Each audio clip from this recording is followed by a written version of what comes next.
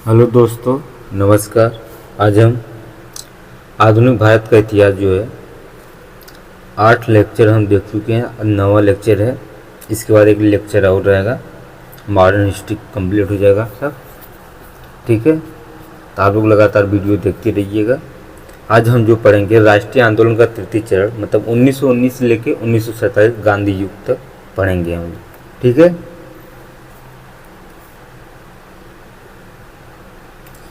तो इसमें जो है आज गांधी युग में महात्मा गांधी अपने सत्य, अहिंसा और सत्याग्रह के साधनों से भारतीय एवं अंतर्राष्ट्रीय मंचों पर 1919 से 1948 के बीच में, और गांधी जी के इस कार्यकाल को गांधी युग की संज्ञा दी जाती है। इसके बाद खेड़ा आंदोलन होता है। ये कब होता है खेड़ा आंदोलन? तो 1918 के बीच में। यह आंदोलन 1918 में गुजरात के खेड़ों या खेड़ा जिले से प्रारंभ हुआ था। इस आंदोलन का प्रमुख कारण क्या था? तो अंग्रेज सरकार के अत्यधिक कर वसूली था। इसके बाद किसानों के बुलावे पर महात्मा गांधी ने मार्च 1918 में खेड़ा आंदोलन की बागडोर संभाल ली। गांधी जी लोगों से स्वयं सेवक और कार्यकर्ता बनने की अपील भी किया था, और गांधी जी की अपील पर सरदार वल्लभ भाई पटेल अपनी वकालत छोड़कर उनके साथ आ गए थे। किसने? वल्लभ भाई पटेल। अहमदाबाद मिल मजदूर आंदोलन कब हुआ था? तो 1918 में। अहमदाबाद के मिल मजदूरों और मिल मालिकों के बीच फरवरी मार्च 1918 को प्लेग बोनस को लेकर विवाद प्रारंभ हुआ था। मिल मालिकों ने 20 सितंबर प्लेग बोनस देने का फैसला किया, जबकि मजदूर 20% से ज़्यादा बोनस चाह रहे थे, जिसके कारण मजदूर हड़ताल पर चले गए। तब अहमदाबाद के कलेक्टर जो है गांधी जी से समझौता कराने को कहा था। चंपारण सत्याग्रह 1917 इम्पोर्टेंट है। गांधी जी के नेतृत्व में बिहार के चंपारण में अप्रैल 1917 में एक सत्याग्रह हुआ था। उसमें क्या है, गांधी जी के नेतृत्व में भारत में किया गया यह प्रथम सत्याग्रह था। अंग्रेज बागान मालिकों ने चंपारण के किसानों से जबरन नील की खेती, मतलब 3 कठिया, इसको 3/20 कहा भी जाता है, हिस्से पर नीले की खेती करना अनिवार्य है, कराने का एक अनुबंध करा दिया था, लेकिन लगान भी बढ़ा दिया था। इस कारण चंपारण के किसानों ने विद्रोह कर दिया। इस विद्रोह के प्रारंभिक नेता कौन थे? तो राजकुमार शुक्ल भी पूछता है, जिन्होंने गांधी जी को सत्याग्रह के लिए चंपारण आमंत्रित किया था। गांधी जी के साथ इस आंदोलन में राजेंद्र प्रसाद, ब्रिज किशोर, महादेव देसाई और नरहरि पारेख एवं जेबी कृपलानी थे। गांधी जी की सत्याग्रह के कारण 3 कठिया प्रणाली को समाप्त कर दिया गया और किसानों से वसूले गए धन का 25% उन्हें वापस दिया गया। रविन्द्रनाथ टैगोर ने इसी सत्याग्रह में गांधी जी को महात्मा की उपाधि प्रदान की गई थी। एन.जी. रंगा ने महात्मा गांधी के चंपारण सत्याग्रह का विरोध भी किया था। किसने विरोध किया था चंपारण का? तो एन.जी. रंगा ने भी पूछ सकता है कि महात्मा गांधी के चंपारण सत्याग्रह का विरोध किसने किया था? तो एन.जी. रंगा ने किया था। गांधी जी ने मजदूरों को कितने प्रतिशत बोनस दिए जाने की मांग की थी? तो 35% बोनस मांगे जाने की विरोध की थी या मांग रखी थी। 15 मार्च 1918 को गांधी जी खुद हड़ताल पर बैठे। गांधी जी द्वारा भारत में एक की गई पहली भूख हड़ताल थी गांधी जी द्वारा। अब मिल मालिकों में अम्बालाल साराभाई गांधी जी के मित्र थे, जिन्होंने साबरमती आश्रम में धन दान दे दिया था। मिल मालिक अम्बालाल की बहन अनसुईया बेन इस आंदोलन में गांधी जी के साथी थी। तब ट्रिब्यूनल ने 35% बोनस देने का भी फैसला किया था। अनसुईया बेन ने मिल मजदूरों के लिए रात्रि विद्यालय भी चलाया था। इसके बाद आपका आता है रोलेट एक्ट। कब हुआ था? तो 1919 में। The anarchical and revolutionary crime act 1919। बढ़ रही क्रांतिकारी गतिविधियों को कुचलने के लिए सरकार ने 1917 में सिडनी रौलेट की अध्यक्षता में एक समिति नियुक्त की थी और 17 मार्च 1919 को ये एक्ट केंद्रीय विधान परिषद से पास हुआ था। रौलेट समिति के सदस्यों में शामिल थे बेसिल स्टॉकचिस जस्टिस मुंबई, कुमार स्वामी शास्त्री मद्रास उच्च न्यायालय के जज, बर्ने लाबार्ट जो है बोर्ड ऑफ रेवेन्यू के मेंबर थे तथा प्रभात चंद्र मित्र ने कलकत्ता उच्च न्यायालय के वकील भी थे, हाई कोर्ट के। इस एक्ट के द्वारा अंग्रेजी सरकार जिसको चाहे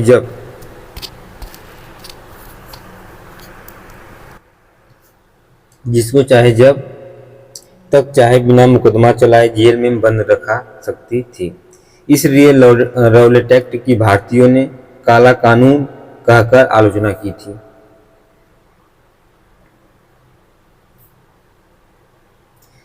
इसके बाद गांधी जी इसकी आलोचना कर सत्याग्रह सभी की स्थापना की, जिसमें जमुनालाल दास, बीजी हारमीन, द्वारकादास, शंकर लाल बैंकर और उमर सोमानी शामिल हुए थे। दिल्ली में 30 मार्च 1919 को स्वामी श्रद्धानंद ने आंदोलन की कमान संभाली।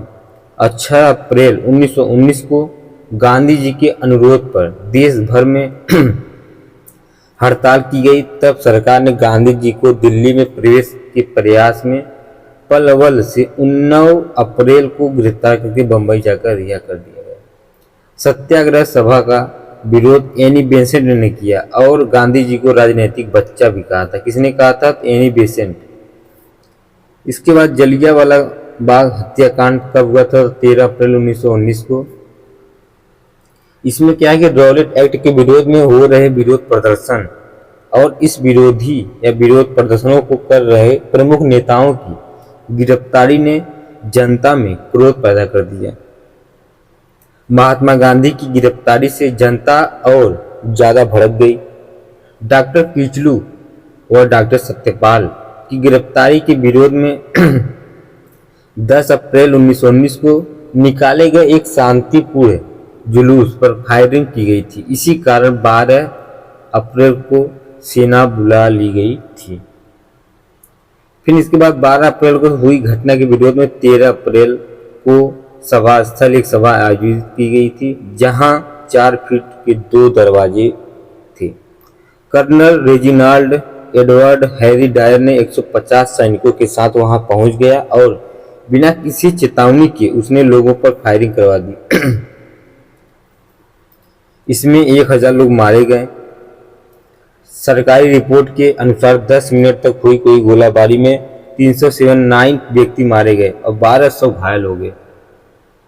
दीनबंधु C.F. एंड्रूज ने इस हत्याकांड को जानबूझकर की गई क्रूर हत्या की संज्ञा कही थी। इस सत्याग्रह के विरोध में R.N. टैगोर ने विरोध में नाइटहुड सर की उपाधि दी थी। इस घटना से दुखी होकर वायसराय की कार्यकारिणी के सदस्य शंकर नायर ने सत्याग्रह या त्याग पत्र दे दिया था। हंटर समिति या डिसऑर्डर इंक्वायरी कमेटी 1 अक्टूबर 1919 यह जलियांवाला बाग हत्याकांड की जांच के लिए बनी कमेटी थी, जो ब्रिटिश सरकार द्वारा नियुक्त की गई थी। इसके बाद सदस्य क्या है इसका? तो Lord Hunter, Justice Sir George Rankin मीटर, W.F. Rice, Sir George Barrow, Sir Thomas Smith, Jagat Narayan, Chamanlal, Setalvad और शाह बजाजी सुल्तान, कुल 8 सदस्य, जिनमें भारतीय 3 थे। इंड्रेमिट्रीविल हत्याकांड के दोषी लोगों को बचाने के लिए सरकार ने हंटर कमीशन की रिपोर्ट आने से पूर्व ये बिल पास कर लिया। सजा के दिखावे के रूप में डायर को बर्खास्त कर दिया गया। हाउस ऑफ लॉर्ड्स में डायर को ब्रिटिश साम्राज्य का शेर कहा गया और 2600 पाउंड की धनराशि दी गई। मॉर्निंग पोस्ट ने दायर के लिए ये राशि एकत्रित की गई थी। इसके बाद तहकीकात कमेटी क्या है, तो कांग्रेस ने इस हत्याकांड की जांच हेतु मदन मोहन मालवीय की अध्यक्षता में एक समिति बनाई गई जिसका नाम था तहकीकात कमेटी रखा गया था।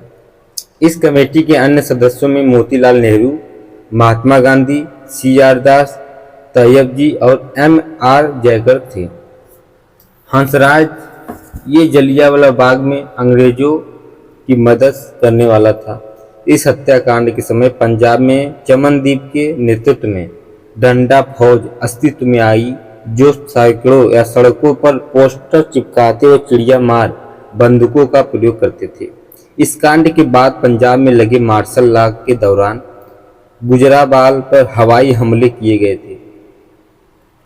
खिलाफत आंदोलन 1919।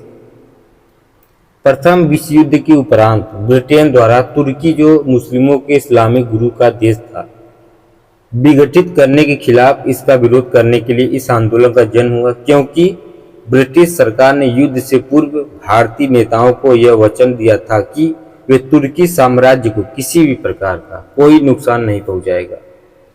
10 अगस्त 1920 को इंग्लैंड और तुर्की के बीच सिवर्स की संधि से तुर्की का विभाजन हो गया। इस समय तुर्की का सुल्तान अब्दुल हमीद द्वितीय था। तुर्की साम्राज्य का विभाजन के विरुद्ध खिलाफत आंदोलन प्रारंभ करने वाले शौकत अली और मोहम्मद अली थे। आंदोलन ने उस समय और जोर पकड़ लिया जब उसमें गांधी जी ने भाग लिया। सितंबर 1919 को अखिल भारतीय खिलाफत कमेटी का गठन हुआ। इसके सदस्य कौन थे? शौकत बंधु, अबुल कलाम, हकीम अजमल, हजरत मोहानी थे और गांधी जी अध्यक्ष थे इसके। 17 अक्टूबर 1919 को अखिल भारतीय स्तर पर खिलाफत दिवस मनाया गया। दिल्ली में 24 नवंबर 1919 को होने वाले खिलाफत कमेटी के सम्मेलन की अध्यक्षता गांधी जी को सौंपी गई और गांधी जी ने खिलाफत आंदोलन को हिंदू मुस्लिम एकता का एक सुनहरा अवसर माना। 11 नवंबर 1919 को किस कमेटी का नाम बदलकर सेंट्रल खिलाफत कमेटी ऑफ इंडिया रखा? बम्बई खिलाफत कमेटी। अली बंधुओं मोहम्मद और शौकत अली ने अपने पत्र कामरेड में तुर्की एवं इस्लामी परंपराओं के प्रति सहानुभूति व्यक्त की एवं मोहम्मद जिन्ना अली ने कराची में कहा कि मुसलमानों का ब्रिटिश सेना में रहना धर्म के खिलाफ है। 13 नवंबर 1920 में डॉक्टर अहमद अंसारी के नेतृत्व में एक प्रतिनिधि मंडल वायसराय से मिलने गया, लेकिन खाली हाथ लौटा। इस आंदोलन के प्रमुख नेता कौन थे उस समय? तो हजरत मोहानी, जो एक राजनीतिज्ञ होने के साथ साथ प्रसिद्ध शायर भी थी।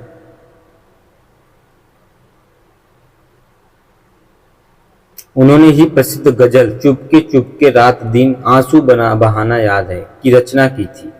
मौलाना आजाद ने फतवा जारी किया कि भारत को दारुल हर्ब कहा गया है। गांधी खिलाफत कमेटी से कहा कि अब इनके पास एक मात्र रास्ता है, असहयोग आंदोलन। इस प्रकार इस आंदोलन ने असहयोग आंदोलन की पृष्ठभूमि तैयार की थी। इसके बाद असहयोग आंदोलन का नॉन कोऑपरेशन मूवमेंट कब हुआ था? 1 अगस्त 1920 को। समाप्त कब हुआ? तो 12 अगस्त 1922 को। कलकत्ता में कांग्रेस के विशेष अधिवेशन 1920 में पास हुआ। असहयोग आंदोलन संबंधी प्रस्ताव की दिसंबर 1920 में नागपुर में हुए और कांग्रेस के वार्षिक अधिवेशन में पुष्टि कर दी गई थी। कांग्रेस का नागपुर अधिवेशन का विशेष महत्व क्या था? क्योंकि इस अधिवेशन में असहयोग के प्रस्ताव के साथ कई और महत्वपूर्ण निर्णय लिए थे।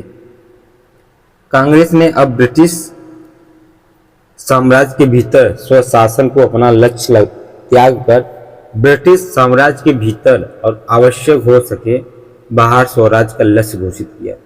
कांग्रेस का सदस्यता शुल्क 25 पैसे भी रखा गया था। इसके बाद आपका सभी निर्णय के द्वारा कांग्रेस ने रचनात्मक कार्यक्रमों की भी एक सूची तैयार की जो निम्न थी। सभी वयस्कों को कांग्रेस का सदस्य बनाना, 1 करोड़ का सदस्य लक्ष्य रखा था। 300 सदस्यों की अखिल भारतीय कांग्रेस समिति का गठन हुआ था। भाषाई आधार पर प्रांतीय कांग्रेस समितियों का पुनर्गठन हुआ। स्वदेशी मुख्यतः हाथ की कताई और बुनाई को प्रोत्साहन मिला था। यथासंभव हिंदी का प्रयोग हुआ और कांग्रेस के रोजमर्रा के कार्यों के लिए 15 सदस्यीय बोर्ड का गठन हुआ था। और कांग्रेस ने सरकार को कर न देने जैसी कार्यवाही भी की। हालांकि असहयोग आंदोलन में ये बात में जोड़ा गया था। असहयोग आंदोलन के कारण कांग्रेस की नीतियों में परिवर्तन आने से निम्न लोगों ने कांग्रेस छोड़ दी। अब मोहम्मद अली जिन्ना, बेसेन, बिपिन चंद्रपाल सर, नारायण चंद्रावरकर, शंकर नायर थे। यानी बेसेंट गांधी जी की असहयोग और सत्याग्रह की प्रबल विरोधी थी। गांधी जी को शैतान के रूप में संबोधित करते हुए कहा कि शैतान प्रकाश देवदूत के रूप में उतर कर सामने आ सकता है। इस आंदोलन के प्रारंभ में ही तिलक की मृत्यु हो गई। तब कांग्रेस ने विजयवाड़ा अधिवेशन से तिलक स्मारक कोष किया था तो के रूप में करोड़ रुपए इकट्ठा करना व समूचे भारत में 20 लाख चरखे बंटवाना लक्ष्य रखा गया था। इस कोष का उद्देश्य क्या था? तो नौकरी छोड़ने वालों के लिए जीविकोपार्जन की व्यवस्था करना था। वकालत का त्याग करने वाले मोतीलाल नेहरू, जवाहरलाल नेहरू, सरदार पटेल, विट्ठल भाई पटेल, राजेंद्र प्रसाद, CR दास इत्यादि। गांधी जी द्वारा त्यागी वस्तुएं कैमरे हिंद उपाधि, जुलू युद्ध पदक, बोअर पदक वापस कर दिया गया था। पश्चिमी भारत, बंगाल व उत्तरी भारत में असहयोग आंदोलन को अभूतपूर्व सफलता मिली थी। 90,000 विद्यार्थियों को सरकारी स्कूल छोड़ दिए गए थे और 800 नए राष्ट्रीय स्कूल स्थापित किए गए। शिक्षा का आविष्कार मद्रास में असफल रहा। शिक्षा का सर्वाधिक बहिष्कार बंगाल में हुआ। इस समय बंगाल स्थित नेशनल कॉलेज कलकत्ता के प्रधानाचार्य सुभाष चंद्र बोस ने इसी आंदोलन के दौरान बोस ने ICCS से इस्तीफा दे दिया था। ध्यातव्य है कि इस कॉलेज के प्रथम प्रधानाचार्य अरविंद घोष थे।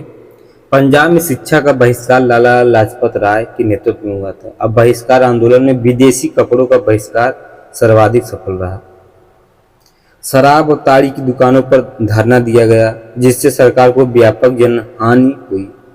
विजयवाड़ा अधिवेशन के दौरान गांधी जी द्वारा खादी प्रयोग करने के लिए कहने पर एक व्यक्ति ने कहा गांधी जी खादी बहुत महंगी है। ये सुनकर लोगों को गांधी ने कम कपड़े पहनने की सलाह देते हुए खुद भी जीवन भर धोती पहनने का फैसला किया। कांग्रेस के सदस्यों के लिए खादी का अनिवार्य प्रयोग 1926 गुवाहाटी अधिवेशन से किया गया था।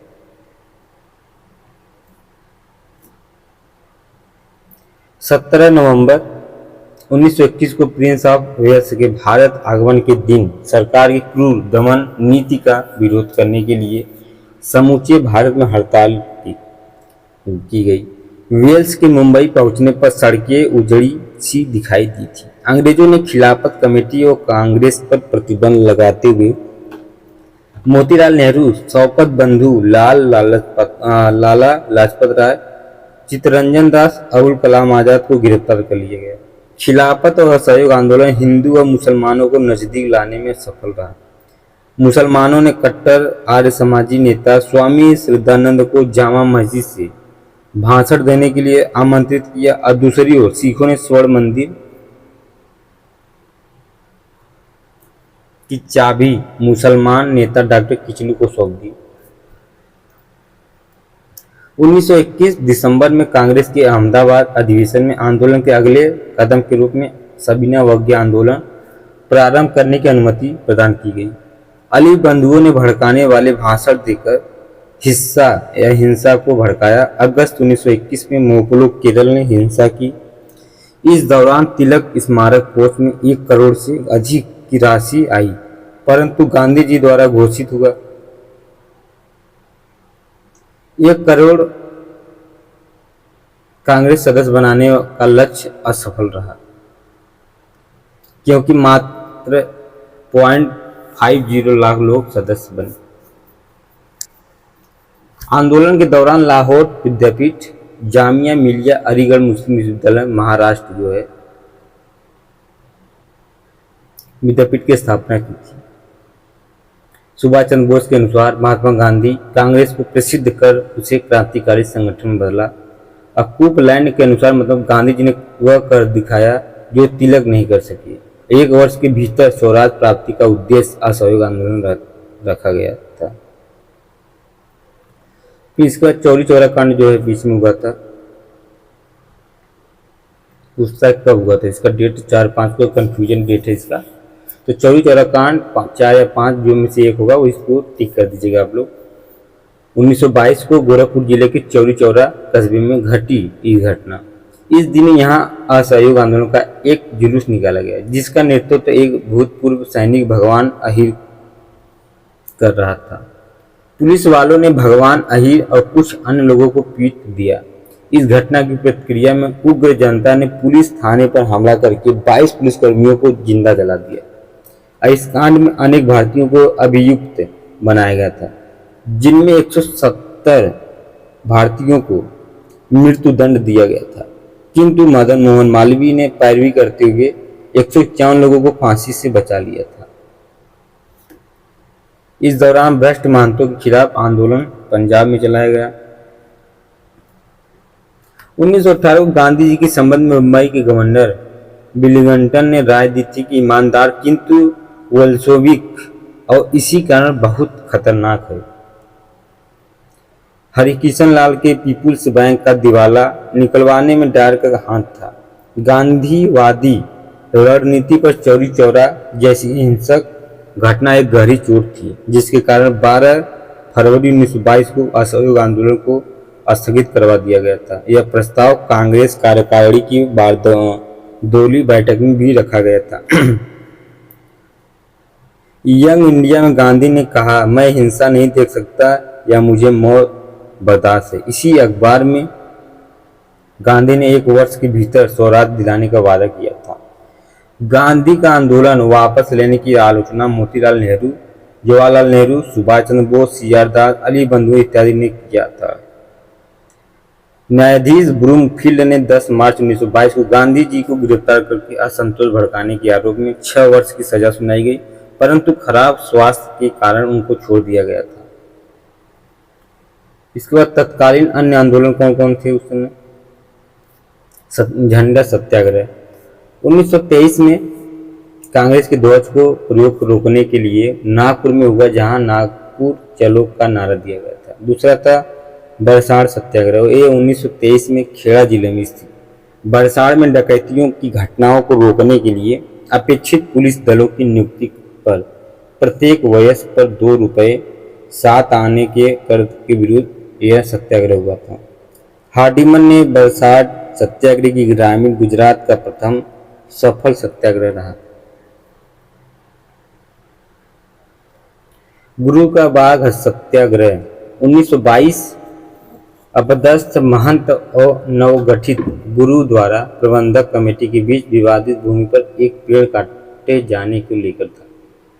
तारकेश्वर आंदोलन 1924 में बंगाल स्थित एक भ्रष्ट महंत के विरुद्ध स्वामी विवेकानंद द्वारा प्रारंभ। बाद में इस आंदोलन में CR दास से जुड़ गए थे।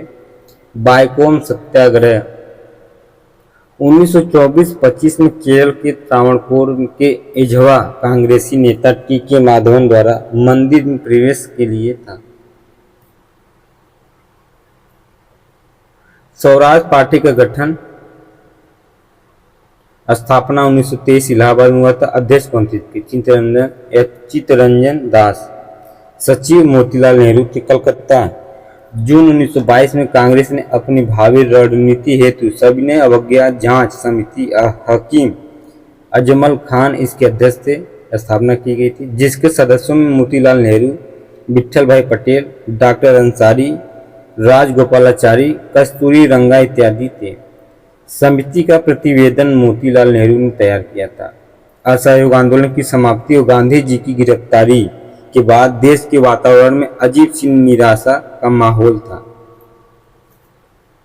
निराशा के इस मौसम में एक नई विचारधारा पनपी, जिसके सूत्रधार व मोतीलाल नेहरू और सी.आर. दास थे।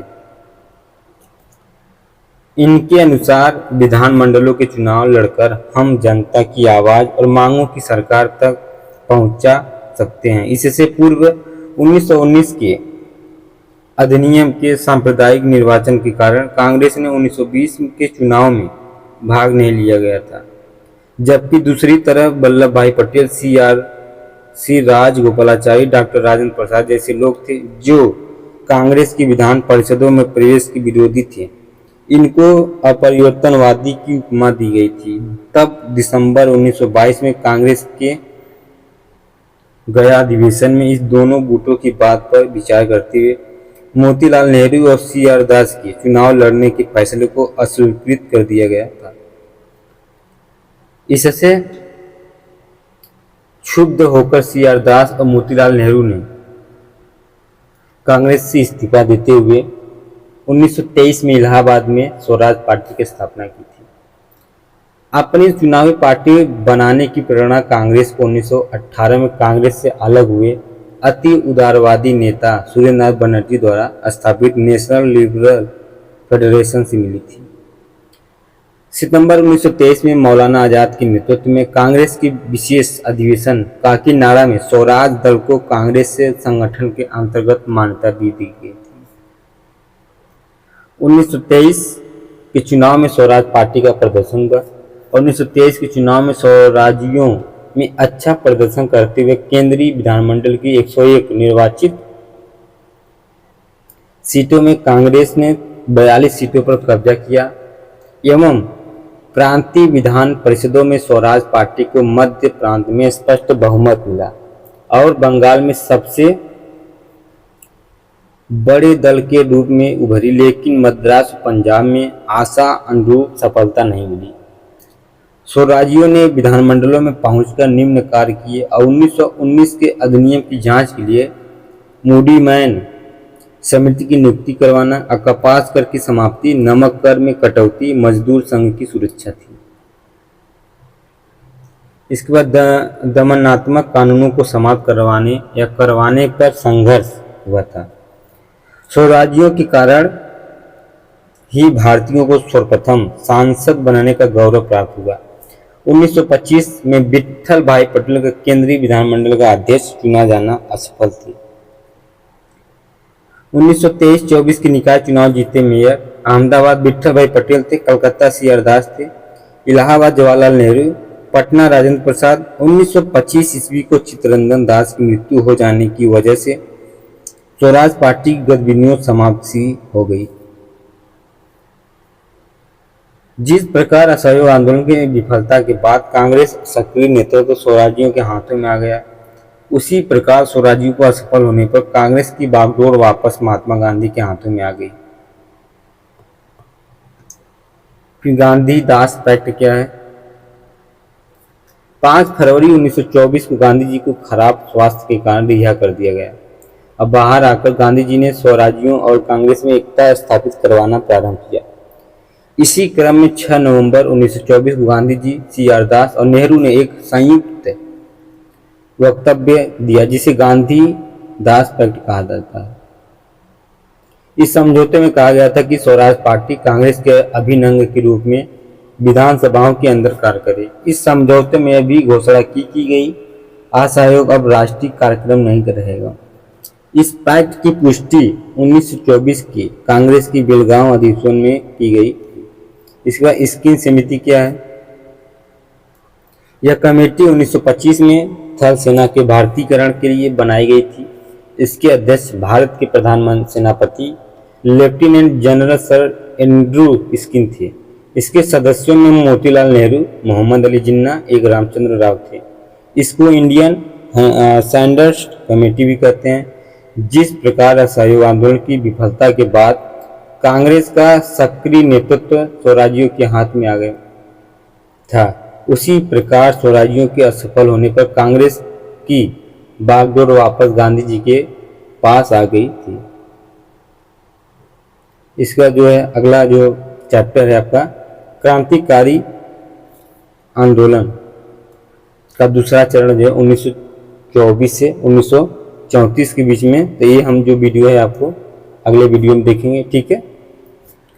ये वीडियो आपको अच्छा लगे तो लाइक और सब्सक्राइब जरूर करना। जो भी सुझाव कमेंट में शेयर कर सकते हैं। धन्यवाद।